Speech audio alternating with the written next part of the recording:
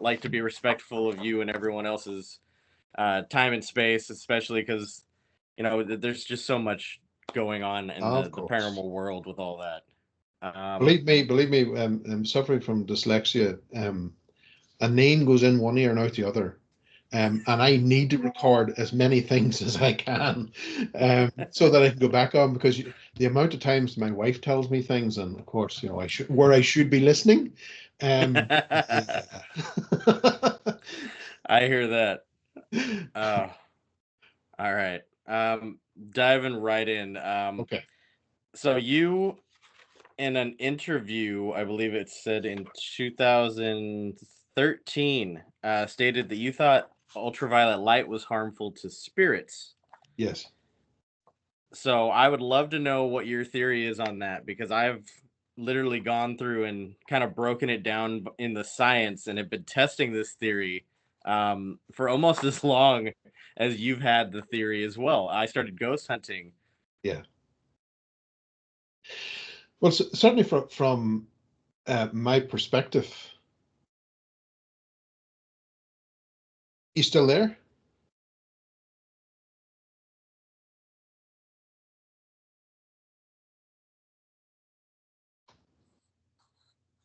There you go, Joshua. You're back again. I, You froze there. You weren't able to finish your question, and then all of a sudden you just froze. oh, Um, yeah. so to directly get back to your question in regards to UV light, yes, I was seeing that um, was the light source itself was creating a safe zone. Didn't fully understand at the very beginning why was it creating a safe zone. It just was. And we were also able to see that the reverse light, the infrared, was having an effect on this scale. So either side was opposed by the opposite light. I Mm-hmm. said, okay, this is a very unusual thing to be in. And as the work progressed on, and I have a book coming out, I'm really starting to try and push it now for this year, but I'm not so sure. It might be the beginning of next year. And it's called Born to Serve, and it looks at this aspect of the UV and how it connects with something else that we've found is very um, beneficial to those who are suffering manifestation in their homes, or workplaces or wherever they may be, and that was with iron. Now the two worked together, and we're why does iron repel these buggers that will invade our nightly space where we think we should be safe in our bedrooms? What is it about iron that's repelling these things? We discovered the more work that I was putting into it, the more this started to come forward, in that the iron works in conjunction with the ultraviolet, Mm-hmm. and it's all about the oxidization. That is what scares the bejesus out of these things, because it's that can cause harm. So when for instance the particular say for instance we look at this aspect of incubus succubus, this nighttime attack that comes in, 9 times out of 10 it attacks women, Mm-hmm. but it will attack women more so during their monthly cycles when they become anemic. So the iron has lowered. They wait until the gate is open, and that's when they attack. But combining the iron with the ultraviolet light, it creates an oxidization in which they cannot stand. Mm-hmm. So that's where I was finding that the two of these things were working together, um, and creating this, I suppose, safe zone, if you like. Now, the atmosphere in itself, at night on the surface of the planet, there's always UV light there. Um, but in combination with the iron, we've seen that was very effective. When you go underground, however, and you're wearing the likes of an iron amulet, and you're partially anemic, or worse still, you're fully anemic, yeah, that doesn't work. So when you rob the ultraviolet light out of the equation, and you enter the tunnel systems, or you go into the cave systems, yeah, you're on your own on that particular aspect. but this is only when they manifest. So the UV in itself will work together, providing there's a manifestation. Up until that particular point, there's nothing. They will simply pull back. And I remember years ago, during one of the investigations, and I can't just remember exactly which one it was. There was this information was brought forward that the light spectrums were acting on them during the manifestation like acid would to our skin. Hmm. And it made sense then whenever we connected the two together to see the oxidization, the cause and effect of oxidization, and how it breaks Hmm. them down. And so that started to make sense. Um, but of course, through the light spectrums, then we started to see, well, it's harder actually for the higher communication to lower itself down to communicate with us. That it has to come further Hmm. than the lower light source, the infrared. Right. So the likes of the old seance rooms and things like that, especially in Europe here, they were keen on using the red lights, and the red light was easier to reach for the lower spectrum. Now, whenever I say low spectrum and high spectrum, I have to make the stipulation that we're looking at the same source of the phenomenon. Hmm. It from the data that we've been collecting and piecing together, this looks like it's all coming from the same place.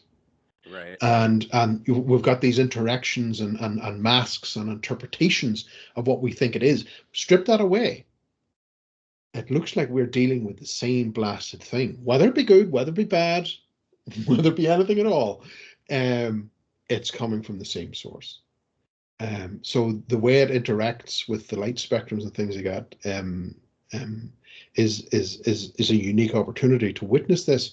But we also have to remember, hold on, folks, it's all the same. Wow. That's really interesting because so I've been working with UV light, and have come up with a theory. So I'm gonna shut this light off back here. I can see it like blinding behind my head every time I move.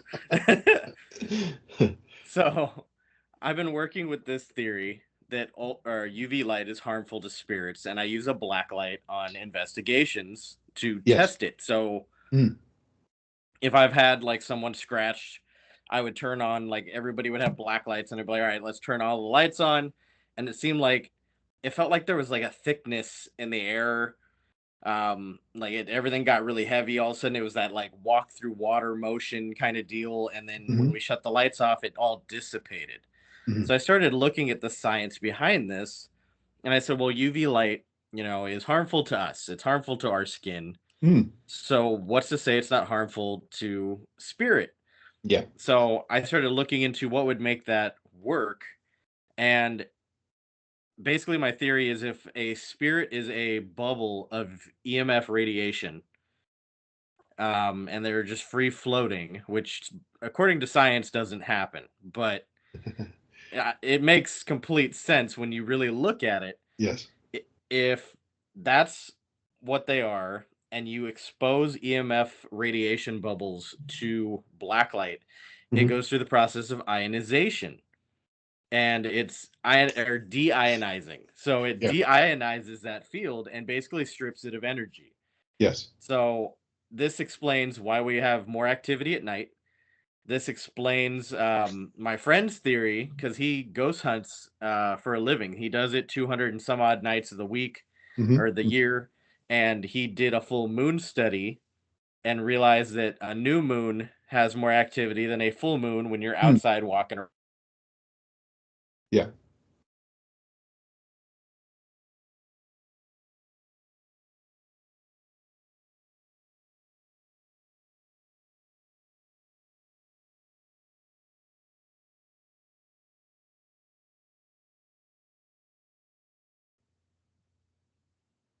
There you go. You're There back you again. go. So you just finished off there that they're outside walking in a full moon. Right. So a full moon has less activity, and a new moon has more activity, Mm, um, according to all the information he's put together. Because he also put together a scoring system to keep track of how haunted an investigation is, yeah. and use that to kind of prove the theory. Mhm, And like I said, this correlates directly with what I'm talking about with EMF, or ionization, blacklight. And when you look at like the UV spectrum of the day, I figured out 10 to 20% of the UV index is what reflects off the moon. mhm, So I figured out the equation that would allow you to know what your UV index is at any given night. And it mhm, ranges from like 1 to 5. It's mhm, very, very low. During the day, the UV index can get up to like 15, 16. On its worst days, it's only gotten to like an 18. mhm. Using a black light on an UV index meter actually maxes it to 20, which basically means that the best way we have to, in a way, defend ourselves from violent spirits would be a UV light. Mm, And ionization happens at an atomic level, so it happens so quickly that it doesn't take more than just kind of swiping across them with it to cause that effect. yeah, yeah. It's So, and interesting it, that we're coming at it from different perspectives, but we're seeing the same thing. yeah, yeah, and I think it honestly, if we look farther into it, I'm sure there's a lot more correlation with what you're saying as far as like the iron getting into that. It Yeah, could probably just make a stronger, um, reaction, honestly. yeah, And yeah. And it's and that's exactly it. Because when you apply iron to an EMF, you boost the signal. yeah. So it would make sense that way. And also, there was something I came across recently, and it was some type of device. I think it was I can't remember the name of it, but they were pulsing some frequency into a haunted environment, and they were finding that they weren't getting any results. They were expecting the whole place to go alive, Hmm. and actually, it was ionizing the the environment that The they were in, and air. said, no, well, of course it's not going to appear there, because you're destroying what they're trying to do. Yeah. Um, so it's interesting how that's all going. But there was one thing there that you were talking about, and in regards to spirits. This is something we talk about in the book. In today's society, we've grown up in using spirits and soul, and how it's become amalgamated to mean pretty much the same thing. Hmm. It's not. And that's something that we need to go back and readdress, and understand that. And when we split that apart, we find out that we're actually not dealing with the spirits. We're dealing with this other aspect, and how that, there's a biological implication here, which is groundbreaking, and how it's going to make us understand the paranormal in ways that we didn't even conceive before. Hmm. Uh, so, in that particular aspect, when we break that component apart, and recognize the spirit for what it is, but at death the spirit is gone. It's boom, it shoots out of you like a cannon. Hmm. However, this other aspect doesn't. It lingers for days to several weeks, until the degradation of the body reaches a certain point in which it's released. Huh. This is something we have known about, our ancestors have known about for thousands of years, and how they were, and they built specific temples and places in which they could go to commune with this knowledge, and how that knowledge appeared, and what was communicated. But there's a price to pay. There always is, and this one's very big. It's a huge price. So when we split it apart and we start then questioning what's coming through, because there are many times, you'll understand this, you've been at it long enough, that when you pressure this spirit, um, it will start to back off, especially if you become suspicious of it. Wait, Hmm. like Columbo. One more thing, and it'll go. It does not. It wants you to swallow the pill. And I've always said, time and time again, if something is there for your positive endearment, that it's not going to mind a few questions for clarity. Hmm. But 9 times out of 10, they're gone when we start applying the thumb screws. Um, but yeah, so that's just a little thing for you to consider there, moving forward, if it's any use to you. No, everything so far has been of use to me. It's great to be able to talk to somebody who is on kind of like the same page as what I'm doing, Mhm. because most people look at it and I tell them like, yeah, I'm working on this theory, applying science to it, and trying to figure it out. Yeah. And they look at me and like, oh, you don't just walk around and ask questions in the dark, like. Yeah, yeah. It's yeah, and I mean it. I have looked farther and farther and farther into it all, and it all just makes so much sense. I mean, they even found that there was a study done just a few years ago where they figured out that dogs can see into the IR spectrum, That's right. Yeah. um, and the EM spectrum. So the EM Mm. spectrum it makes complete sense because we always have those. Oh well, my animal stares at the corner, and it makes Something complete to remember sense. here, and there's something else that'll be of interest to you as well, and what you're Hmm. and where you're coming from. Don't forget the olfactory senses within their noses. They smell Hmm. it. Yeah. There's a smell that comes with it that many times during manifestation we have lost it. If we're at the point where it manifests, then we smell it. But Hmm. when it dissipates within the environment, then we're not strong enough to smell it, but the dogs do. Yes. And that's worth looking into as well. And Hmm. certainly would indicate why a lot of dogs are being targeted in various locations, ranches, and everything else. They take the dogs out first before they go for the Hmm. people. Yeah, because they know they're there. It's Yeah, exactly, taking away the exactly. warning system. Uh-huh, uh-huh. Yeah, very much so. Yeah, and um, something else I was also looking a lot at is part of the EM field is obviously thermal imaging, which is why we see some decent evidence actually come out of a thermal imaging camera.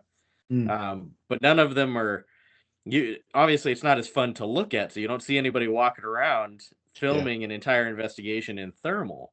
Hmm. Hmm. Not to mention the battery life on a lot of thermal cameras is absolute crap. Yeah, yeah. There's also the thing as well, when the manifestation begins, if it doesn't want, and more times than not, it has no wish to be recorded. Hmm. It will stay the hell away. I've Hmm. had encounters on tops of mountains here where physically I can see two people. Clearly, they're different because one's wearing a lighter colored jacket than the other, one's smaller than the other. Yet when I pick up the camera and I go to take a photograph, there's only one. And I look again and I've said, no, there's two. There's two people here. No, there's only one. And Yeah. that I was able to establish is the reason why they hate cameras, because the cameras can't be messed with. They can mess with us consciously. So Hmm. I was seeing two, but in reality, there was only one. And the camera captured the one. So they find it difficult to interfere. They can, of course, interfere with technology, but they find it more difficult to interfere with technology than they can with us. Right. And makes it much more acceptable when we consider the likes of people in ufology and things like that who say, well, I saw a cylinder. Well, no, because I saw a disc, and no, I saw a star. So you get Hmm. different people. It's all the conscious connection. It's how they Right. connect with you, and all it takes is 20 seconds. And this is the damning thing.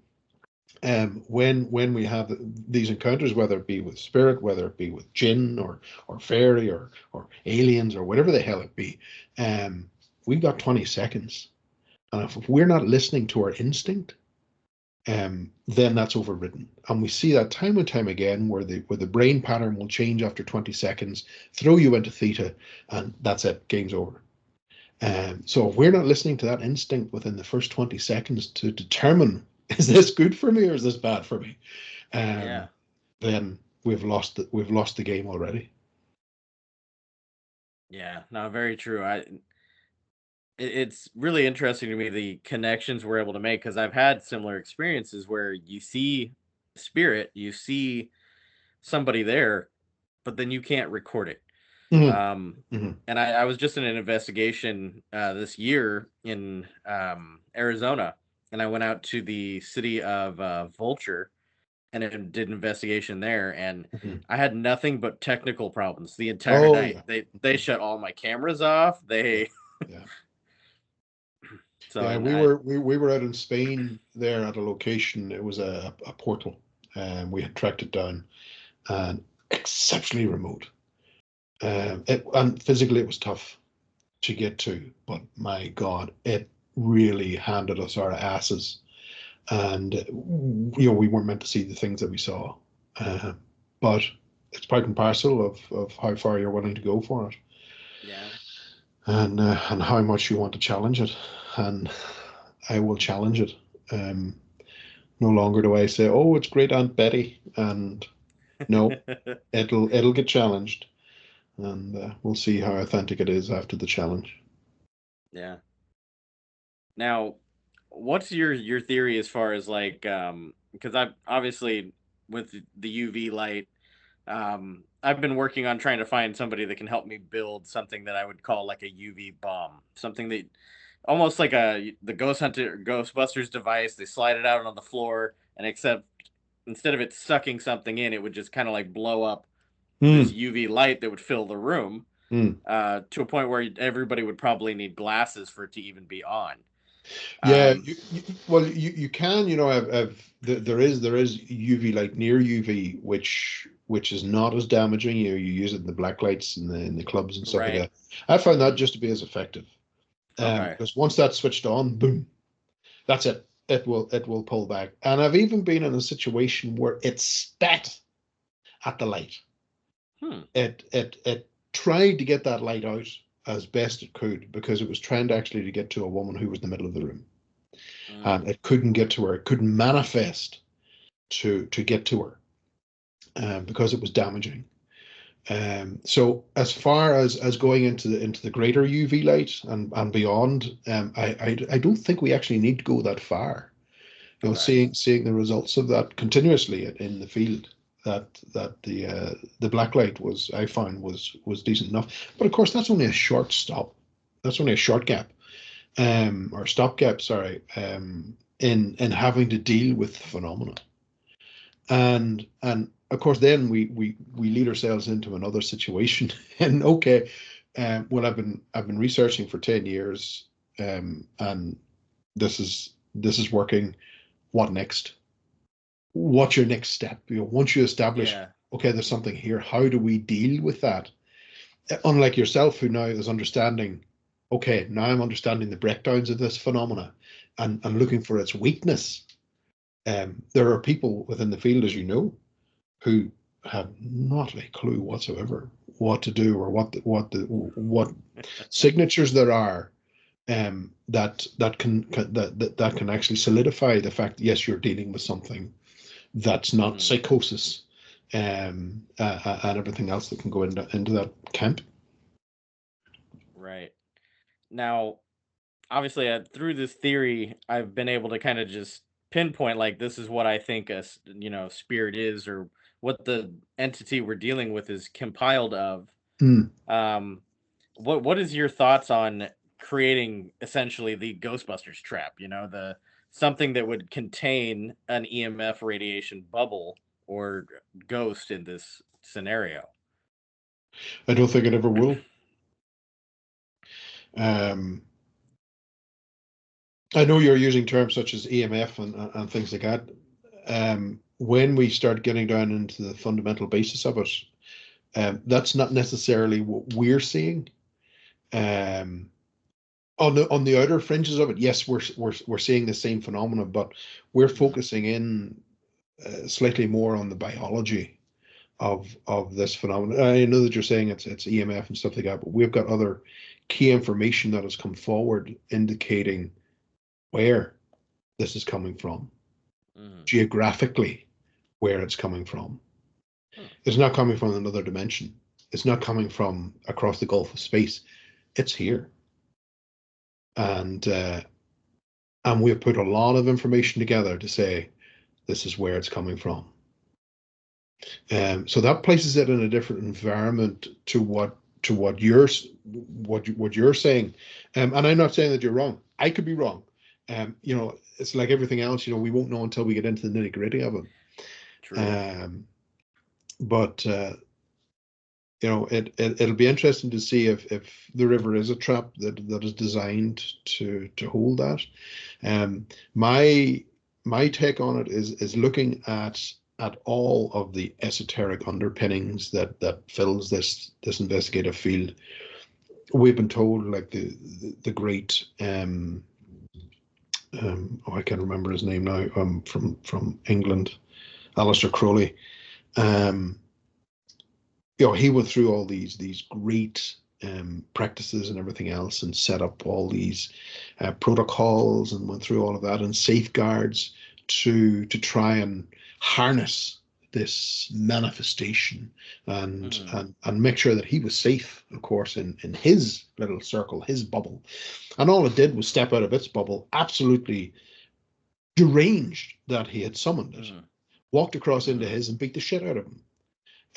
So for me, we're looking at rules that either is being passed to us from this phenomena, which in itself is nothing more than just writing on the wall, or it's writings that we're putting in place trying to understand the phenomena, and both can be very detrimental if not taken cautiously.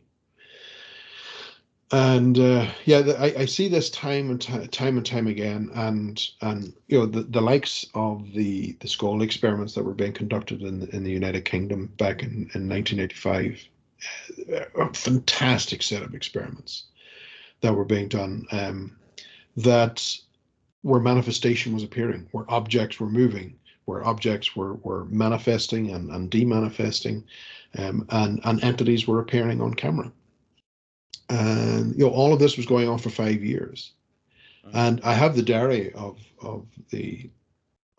that experiment on my shelf there behind me, and I went through the 5 years worth of information.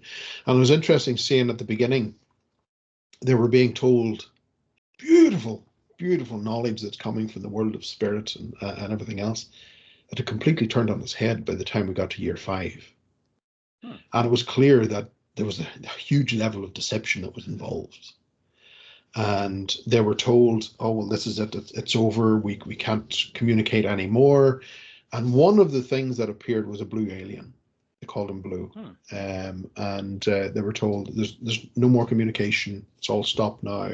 There'll be nothing more. You can't talk to anybody ever again. And the experiment came to a finish. Now, the people who had organized that particular experiment moved out to Spain. And they set up another circle, the psychic circle out there. Guess who appeared? Blue. I said, well, number one, what the hell is an alien doing in a seance room? But the fact that they were told you won't have any more communications, and suddenly now, well, here's another one. And it's the same one from before who told us we couldn't appear. Lies after lies, after deception after deception after deception. And this is why it's imperative that we test the things, because sooner or later it's going to show its full value. Wow, that's insane. Now, in your travels, your experimentation, your years of really looking in depth into this, do you believe that we have kind of like a space to go after we pass?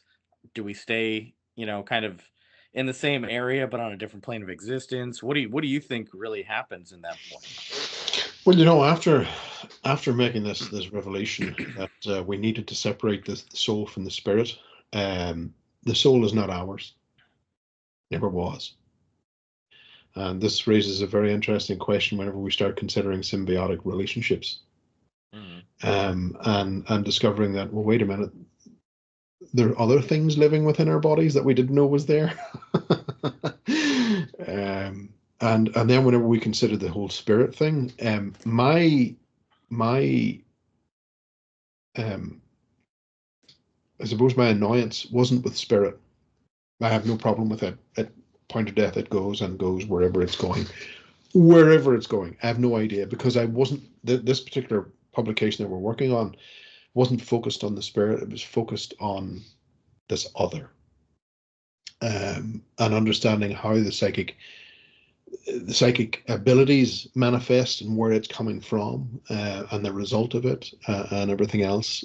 Clearly, it was showing that uh, these psychic abilities are not ours, and how they manifest, and the trigger mechanisms for that, was a very interesting perspective for us.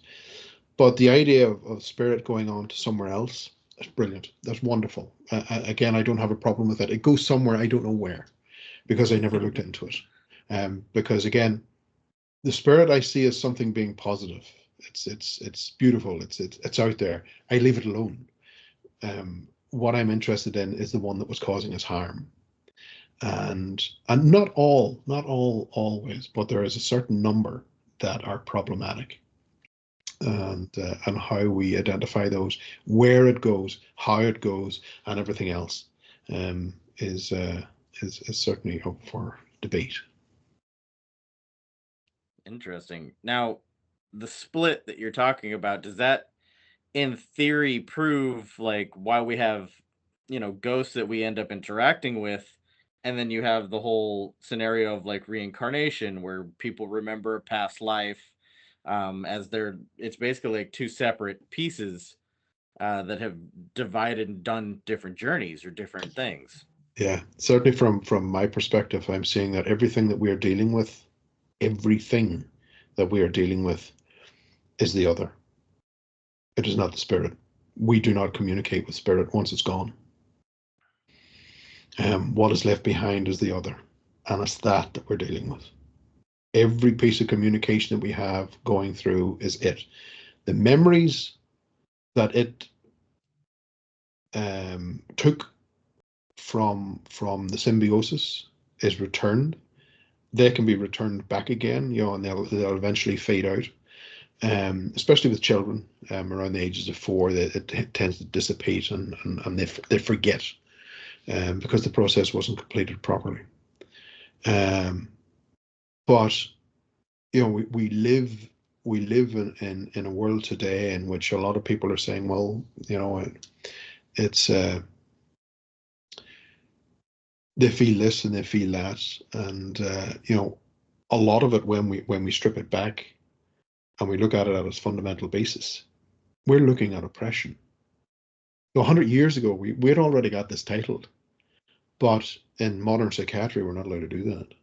You can't do that. Psychiatry now, the amount of people who are having first term psychotic events has jumped through the roof, especially in the United States. Um, and psychiatry isn't working.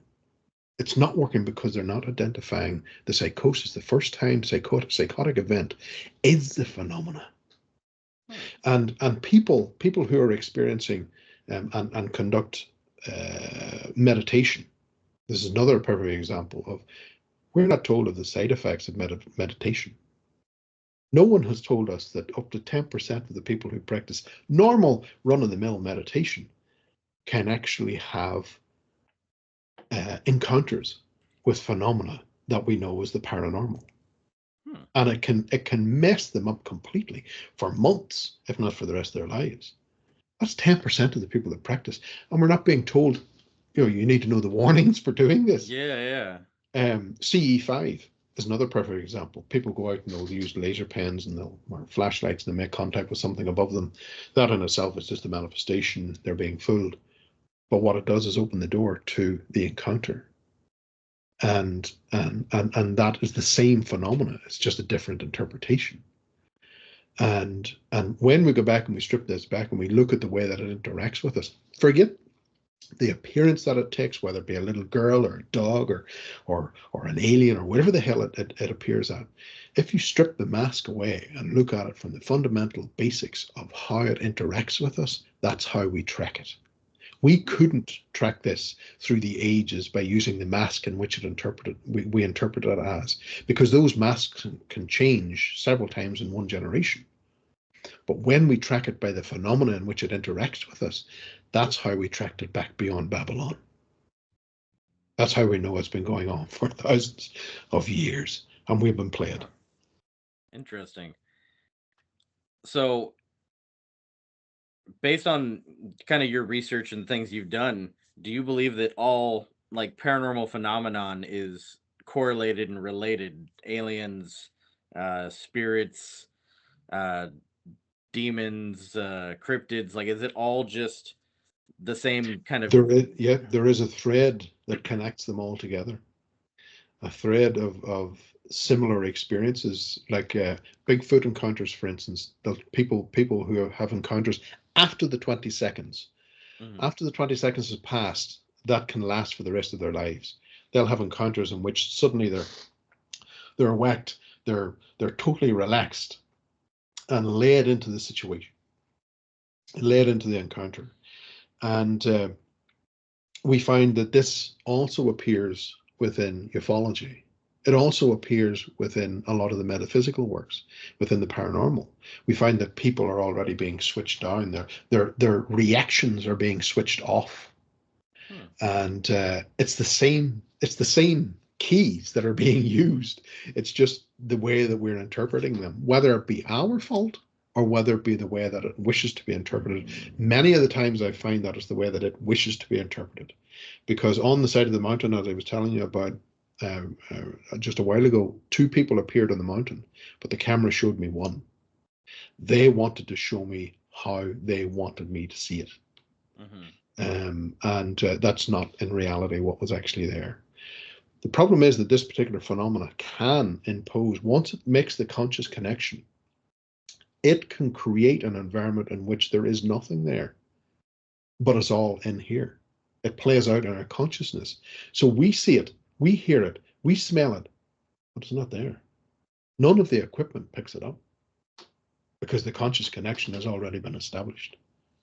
So not Interesting. only do we have the problem with the phenomena that we produce, we also have the phenomena which it produces, and then when you start rolling into groups of people being there, then it just accelerates.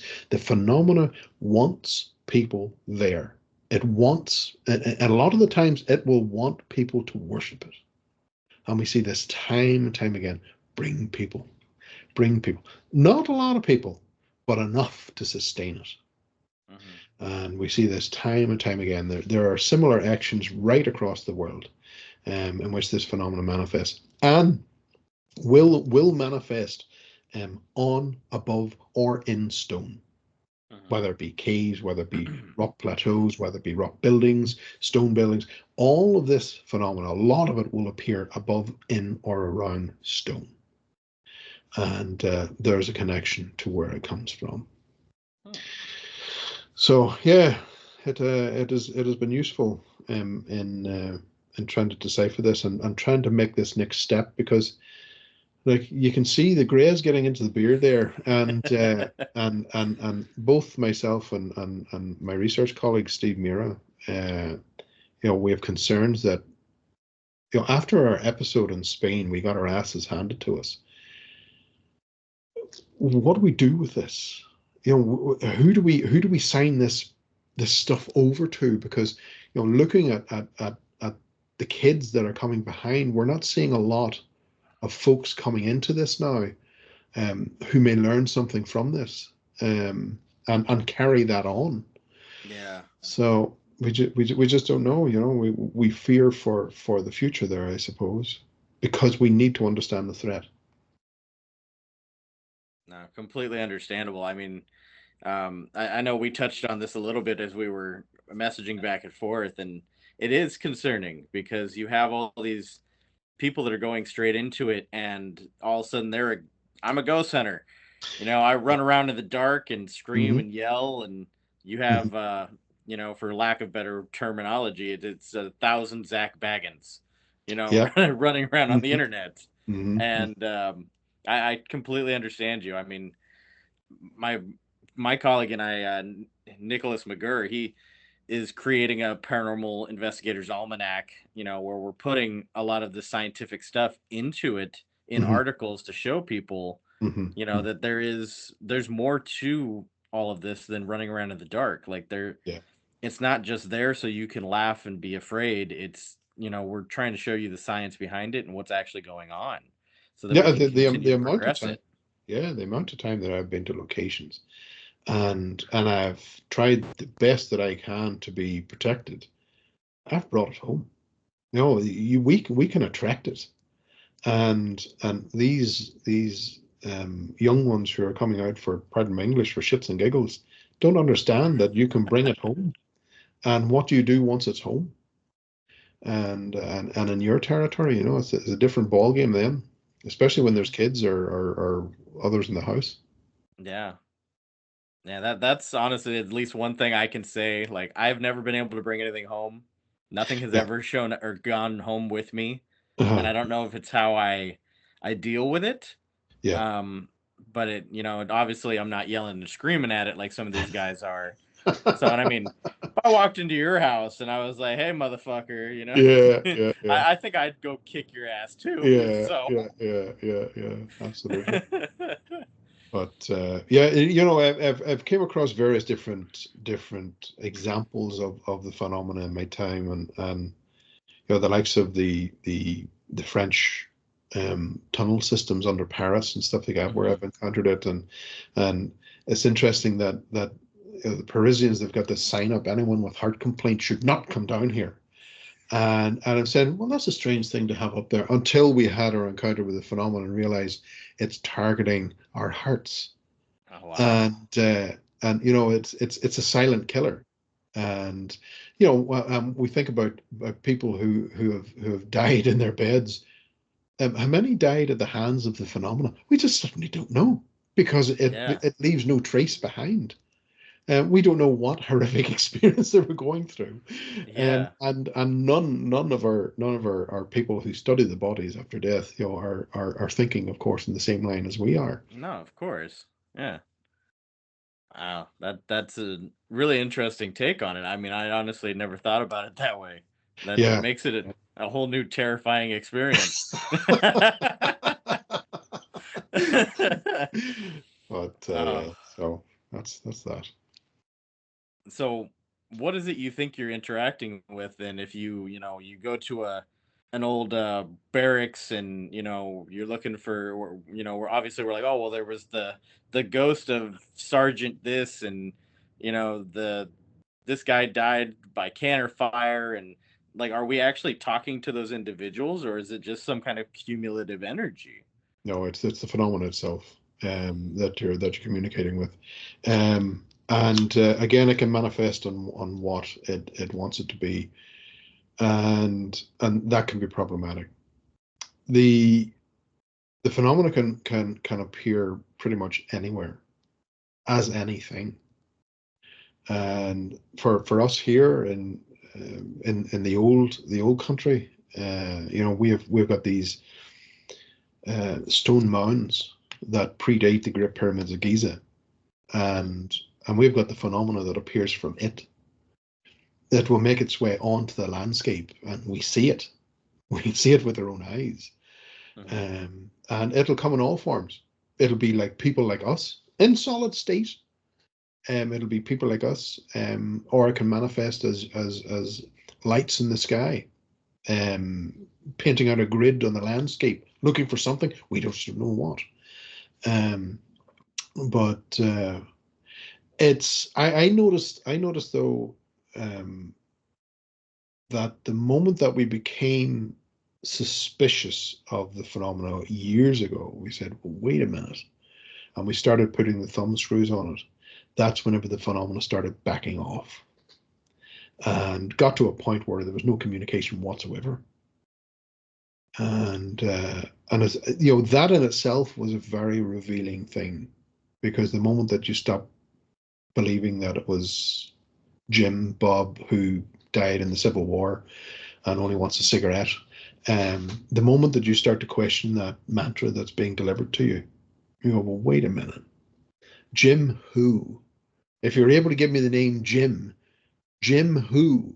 What is your surname? Give me your surname. Let me check you out. There'll be a record of you.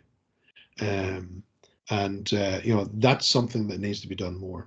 It's really researching what we're dealing with. And if we do not find it, then we go into it with a different mindset. And it'll be interesting to see if the communication still occurs after you know this is BS. This is something else. Yeah, that is really interesting. Wow. I had an encounter years ago, and it was a woman. She was a psychic, and she had it was interesting, the word games that it was playing, because she said that its name was Shanti, and it was Native American. What? Never heard tell of that name being used by the Native Americans. I could be wrong. I'm from Ireland. The wrong side of the Atlantic, but I did research into it, and I said, no, Shanti is not a name that's used, and yet this person was meant to be in full headdress and everything else. And I started to look at the wordplay, and again, it's the phenomena, it's how it interacts, which was triggering this off. And the wordplay came back down because within the thesauruses and things like that, Shanti is a Huxtable shed. Shed is a singular of the Shadim, which is a desert demon. And so Shanti was confronted as being a desert demon from the Middle East. And at that particular point, all hell broke loose. And she left absolutely outraged that we had challenged her angel, if you like, and the whole thing blew up completely. We never saw her again, because by that particular point she had already accepted this into her. And we were pointing out the obvious, and it didn't go down well. And that's just some you win, some you lose, but it's got to a point now in my later years, because I do recognize that I've lived more years than I have left, and now I tend to pick my fights, more so than wanting to go out and tackle everything that's negative in the world. I said, no, I'm just gonna sit back here and watch. But I've met some great people along the way by taking that particular avenue. But it's certainly made for a better life, quieter life.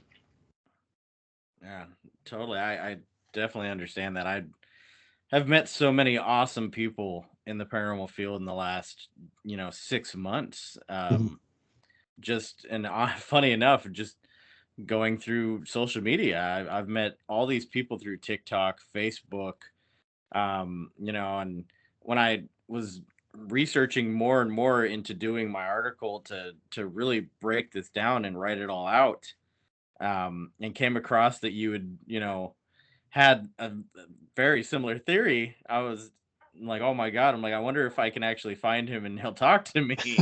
And I I was really surprised that, like, social media wise, I could not find you anywhere, and I finally stumbled across you on Facebook. Uh-huh. Um, but it's really humbling just to see, like, yourself and other investigators that have been out and about, done this stuff on TV, and, like, stepped away from it because of the implications of what TV wants from us. Mm-hmm. Um, being like, yeah, sure, like, let's have a conversation, let's talk about this stuff. Yeah, And yeah, it's awesome. I really um appreciate the fact that there's a lot of really good people out in the paranormal field that just want to move together in the yeah. right direction. There is a lot of people. A lot of folks now have just went underground. Hmm. They do their work and all of that, and those people I'm absolutely in awe with, fascinated. because there's a lot of great work coming out from those folks. And it's not a case of going in and the same questions being asked time and time again. Mm-hmm. What's your name? How long are you dead? Do you know you're dead? And all of those things, that after a period of time it just wears you down, and you say, okay, what else are we going to learn from this? And I think it was something that I spoke to Scott Tepperman about years ago on the show, and because Scott, God bless him, he was always a great guy for bringing in various different bits of little kit that had flashy lights on it. And that's all great. It's great for the TV and everything else. But what are we learning from this? Mm-hmm. You know, we're learning if it's a spirit. How do you know? How do you know if it's a spirit? What there tells you that it's a spirit? Is it because you're assuming the way the light goes off that it's a spirit? So that could lead you down a very dark road. Mm-hmm. Yeah, we had many a long chat in those journeys across Europe and around the world. But uh, there you go. That's where we are, and that's what we're doing. So the next book, Born to Serve. As I say, I'm hoping it's going to be out now. It's probably looking like it will be January, February, March, maybe. But it probably will be my last. That's what I will need to say. And then I turn my focus to my granddaughter and go, okay, let's go. I I completely respect that. I mean it. I would love to be able to shout out your book. So when you're getting ready to put it out, I would be Yeah, more than yeah, happy to no problem, Josh. I appreciate put that. that. No, of course.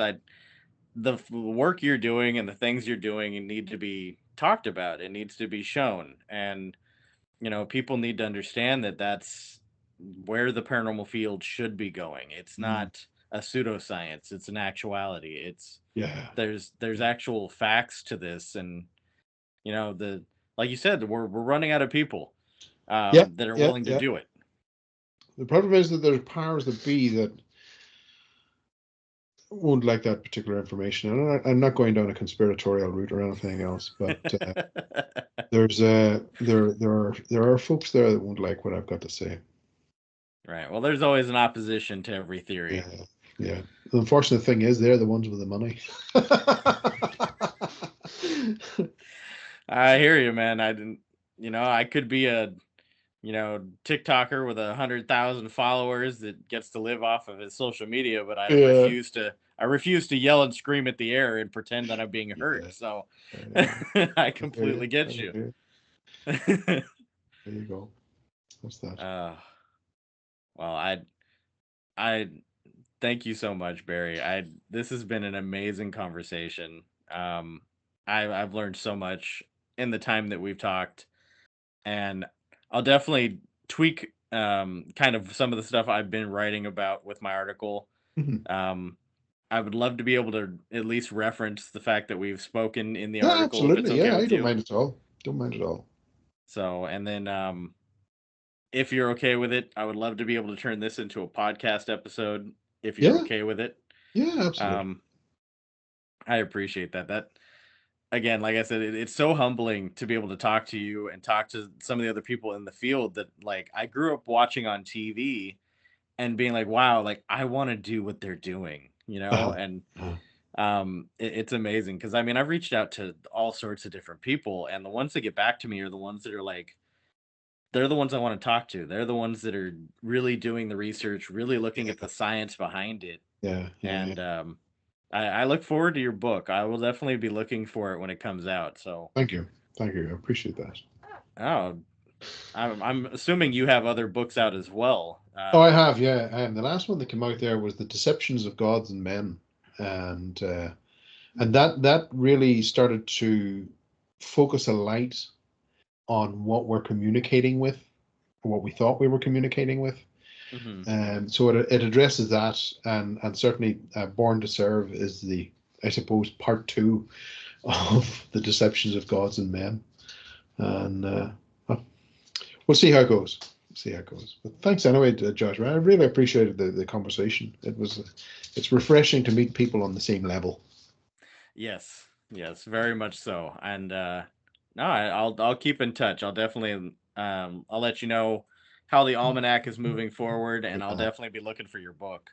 Good man. So, Good man. Well, we run a magazine there as well. Phenomena magazine. It's one of the world's biggest bilingual magazines for the paranormal and Bigfoot oh and everything wow, else. It goes out monthly into South America, Brazil, and across the rest of the world.